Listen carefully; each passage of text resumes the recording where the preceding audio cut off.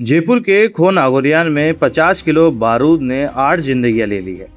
55 वर्ग गज के उस छोटे से मकान में जो अवैध फटाखा फैक्ट्री चल रही थी, उसने एक झटके में एक बच्चे और 2 सगे भाइयों समेत 8 लोगों को मौत के घाट उतार दिया।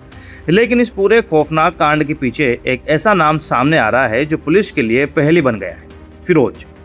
दिल्ली से भागकर जयपुर को अपनी अवैध फैक्ट्रियों का ठिकाना बनाने वाला फिरोज कौन है, और वो पानी पिलाने गया 16 साल का मासूम रब्बिल आग की लपटों में कैसे गिर गया।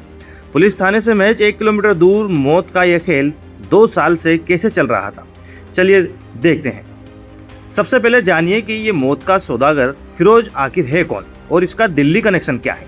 खो नागोरियान के जिस मकान में 9 जून यानी मंगलवार को भयंकर आग लगी, वो मकान याकूब और कय्यूम का है, जिन्होंने 6 साल पहले इसे दिल्ली के रहने वाले फिरोज को किराए पर दिया था।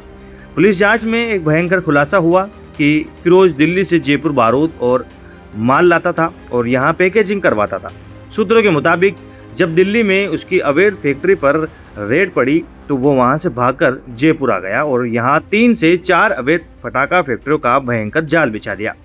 हादसे के बाद से मकान मालिक याकूब और फैक्ट्री संचालक फिरोज दोनों अपने मोबाइल बंद करके फरार है और पुलिस की एक टीम उन्हें पकड़ने के लिए दिल्ली रवाना हो चुकी है। एफएसएल की टीम जांच कर रही है कि आग शॉर्ट सर्किट से लगी या गोदाम में खाना पकाने और स्मोकिंग की चिंगारी से, क्योंकि वहां 50 किलो बारूद रखा हुआ था। सबसे बड़ा सवाल ये है कि खो नागोरियान थाने से महज 1 किलोमीटर दूर ये मौत का खेल 2 साल से चल रहा था और पुलिस को इसकी भनक तक नहीं लगी। इस हादसे ने 7 परिवारों की दुनिया हमेशा के लिए उजाड़ दी है। सबसे दर्दनाक कहानी 16 साल के मासूम मोहम्मद रब्बिल की है। रब्बिल के पिता सिकंदर कुरैशी गंभीर रूप से बीमार है और उन्हें रोज खून चढ़ाना पड़ता है। 9 जून की सुबह रब्बिल सिर्फ इसलिए घर से निकला था क्योंकि फैक्ट्री में काम करने वाले उसके दोस्तों ने उससे पानी मंगवाया था।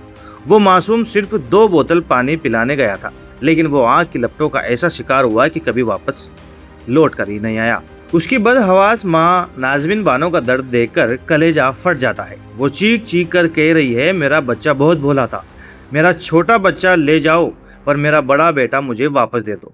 माँ का दर्द उस सिस्टम के गाल पर एक तमाचा है जिसने चंद रुपए के लिए इस बस्ती को बारूद के ढेर पर बिठा दिया था। इस आग ने सिर्फ रब्बिल को नहीं बल्कि 2 सगे भाइयों और 2 जिगरी दोस्तों को भी एक साथ मौत की नींद सुला दिया।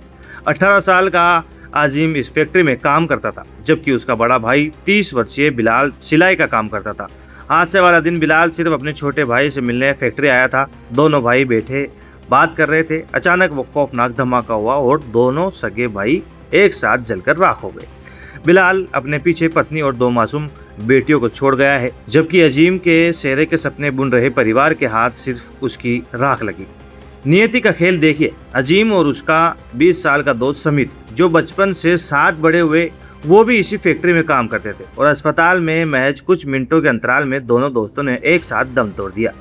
घनी आबादी वाले इस इलाके में 150 मकानों में 600 लोग रहते हैं और आज भी वहाँ ऐसी 3 से 4 अवैध फैक्ट्रियाँ चल रही है जो कभी भी किसी बड़ी तबाही का कारण बन सकती है।